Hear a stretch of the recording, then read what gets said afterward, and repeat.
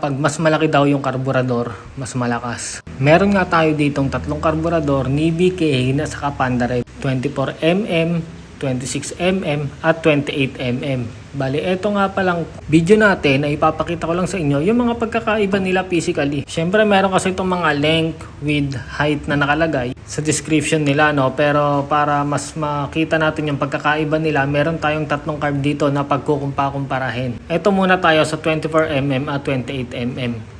Kung papansinin nyo nga dito ay talagang kitang-kita nyo yung pagkakaiba nila. Kaya kung magte 24mm ka at galing ka sa 28mm, usually talaga nag-a-adjust pa ng throttle cable, ano. At hindi lang yon, ng mga jettings pa. Etong 26mm naman at 28mm yung pagkumparahin natin. Makikita nyo na halos magsing taas lang sila, magsing laki yung bilog nila, pero syempre may pagkakaiba pa rin dahil nga 26mm lang yan at susukatin din natin yan. Madalas ang iniisip nila kapag malaking carb ka ay mas malakas yung motor mo. Pero hindi naman talaga sa ganun minsan nasusukat. Depende pa rin kasi yan sa mga carb, sa camshaft, sa port natin, sa block na gamit.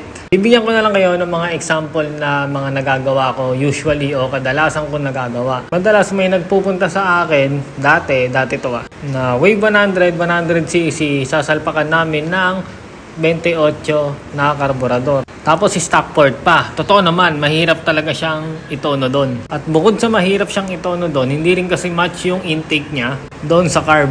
Kaya kahit mag-reject kami, mahirap talaga, as in mahirap. Imagine nyo kasi all stock lang, tapos PZ19 lang yung carb ng mga Wave 100. Salpakan natin ng 28mm.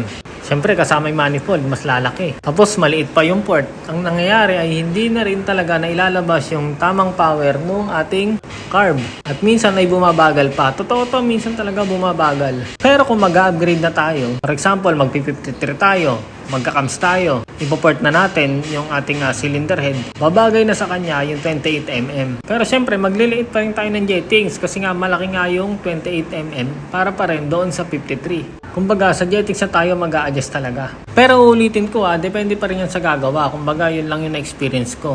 Pero kung 125cc, pababa yung load ng motor mo at pang street legal lang, o yung panturing lang panturing, pang daily, bagay na rin yung 24mm sa kanya. Sa akin kasi ganito yung ginagawa ko. Kunwari, for example, yung SkyDrive ko, ginamit ko yung Nibi na 24mm na yan.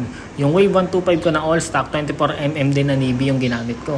Mapapanood nyo naman sa mga video ko na sinusubukan ko rin talaga yung mga iba't ibang tulad netong Pandarev, sinalpa ko rin yan sa Wave 125 ko na all stock pero bumalik pa rin ako sa Nibi.